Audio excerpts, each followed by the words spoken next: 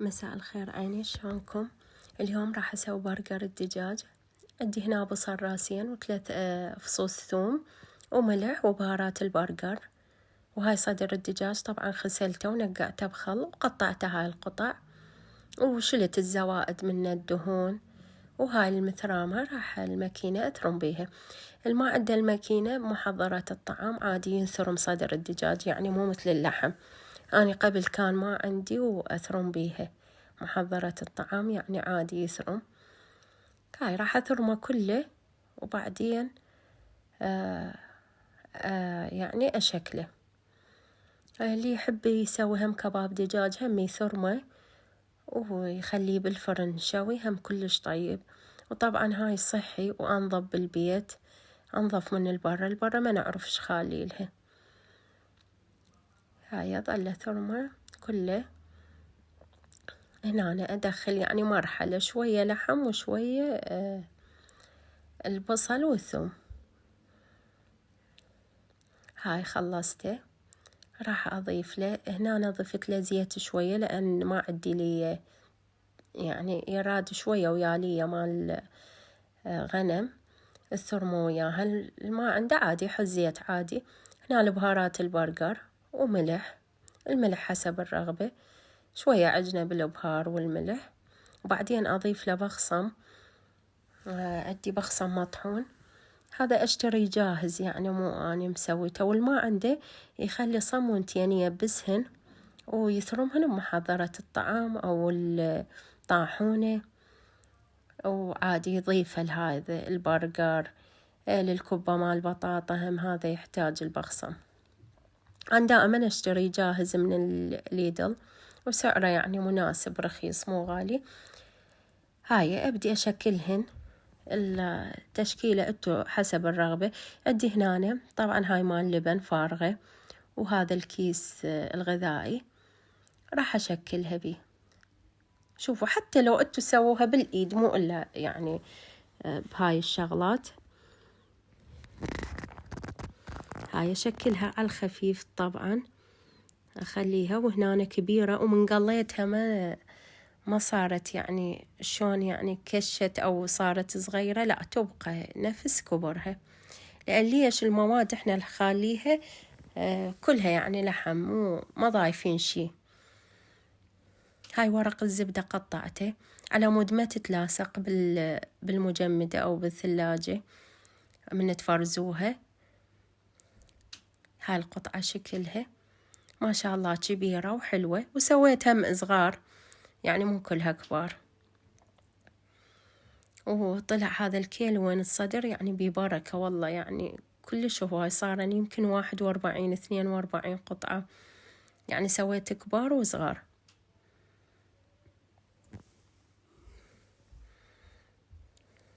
هاي سهلة، وقبل يعني واحد يسويها قبل يوم يومين ويفرزها، حتى لو ظل شهر شهرين بالفريز لا تخافون ما عليها شي. هاي أشيلها من القطعة الثانية وكلها أصفطها بالصينية تدخل بالفريز. باعوا هاي عندي هذا القبق مال المخلل أو مال يعني أي قوطية عندكم هم تقدرون تخلون هذا الكيس وتخلوها. هاي يصير حجمها حلو وصغيرة. باعوا شوية خليته هواي، ما أريد أسويها كلش ثخينة على مود تستوي من واحد يقليها يستوي الداخل بس هي ما شاء الله تستوي لأن هي كلها دجاج. وهاي هنا خلصتهن طلعت بركة. راح أخلي صينية تدخل الفريز صغيرة، أصفطهن وأدخلها. باعوا ما شاء الله سويتهن كبار وصغار، حلوة ونظيفة بالبيت طبعا وطعمها كلش طيب. هاي أصفطهن بهاي الصينية وأدخلها بالفريز عادي. تخلوها يومين يوم وبعدين تكيسوها وتخلون بالأكياس حسب كل كيس ايش حابين تخلون 5 6 7 تدخلوها وصفطوها. واحد يعني كل شي يصير يجوا خطار على غفلة، هذني بالبيت ضروري. هنا عندي صامون راح أسوي البرجر. طبعا هاي ثاني يوم أنا مفرزت هالبرجر. هنا عندي مي دافي، وعندي هاي الخمرة. هاي الخمرة جاي استعملها، هاي الخمرة الفورية دائما استعملها للمعجنات. طبعا ما شاء الله اسوي المعجنات اسفنجية كلش، عبالك جاهزة مو انتم مسويها بالبيت. اضيفها كلها، واضيف خاشوقة سكر او شكر، واخلطه زين لحد ما تتفاعل الخميرة. اعوفها شوية تتفاعل قد 5 دقايق. هنا أنا شفتها تفاعلت، اجيت اخلي المواد الباقي نص قلاص نص استكان زيت. هنا أنا خاشوقة لبن وخاشوقة حليب بودرة. اللي ما عنده عادي يخلي خاشوقتين لبن أو خاشوقتين حليب، يعني مو إلا، بس أنا حبيت 2 هن أدخلهن، لأن ذيك المرة ما عندي حليب وسويتها باللبن صارت العجينة كل يعني بعد أحسن هالشي.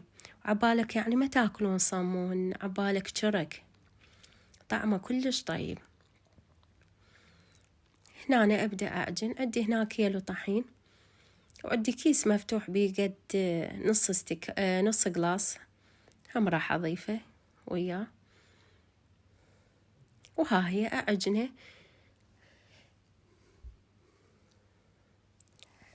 بإيدي.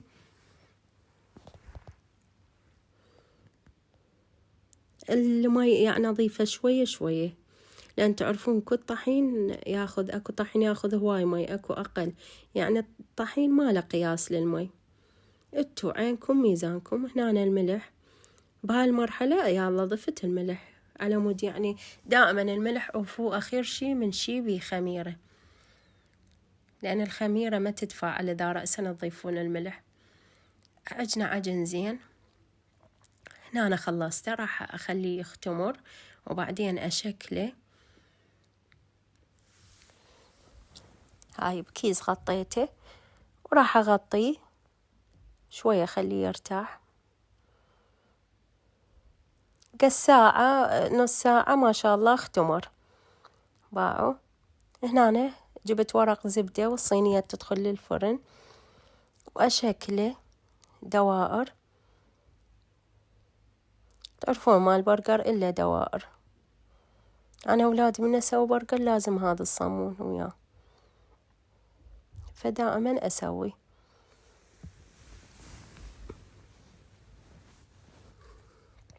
دائما أكل البيت أنظف وأطيب من المطاعم وببركة.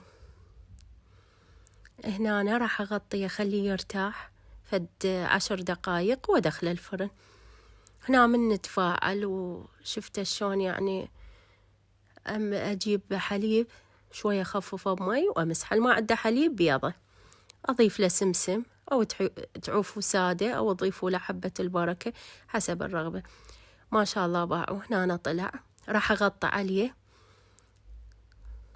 أخليه هو وحار مغطى. هنا بديت أقلي، أضيف الزيت، أقلي البرجر.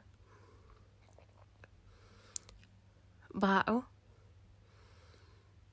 هنا يعني لا تخافون ولا تنفتح ولا أبد ما يصير لها شي.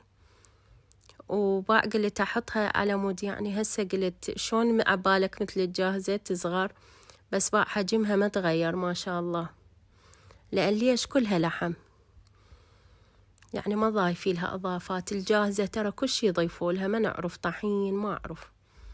هاي شكلها إحنا نحبها كلش مقسبة.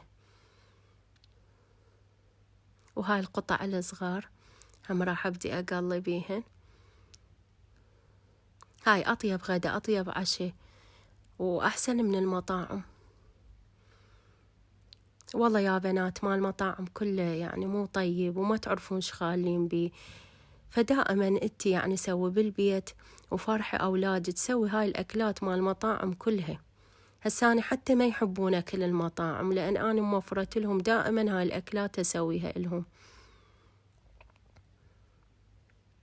يعني على مود شنو ما يحسون بأن أنا ما كله أسوي لهم إياه، يردون أكله أنا أسوي لهم إياه. وقليت بطاطا وراح أبدي باع الصمون ما شاء الله والله مثل الجاهز. أتمنى تجربوه. سهل وسريع ومواده متوفر بكل بيت. هنا البرجر والبطاطا، ما يحبون أخلي طماطة أو شغلات، راح أضيف لهم بس كاتشب، ومحاضرة بيبسي، وحتى زلاطة وخس ما يحبون. ما أعرف هذا الجيل إيش بيه، كل شي يقول لك لا أنا هذا ما أحبه. وهاي سويت لهم أطيب عشاء، أتمنى تجربوه. هذا شكله، وطلعت لهم بيبسي وراح يتعشون. حابة أسوي غدا، حابة عشاء، وناقولكم مع ألف سلامة.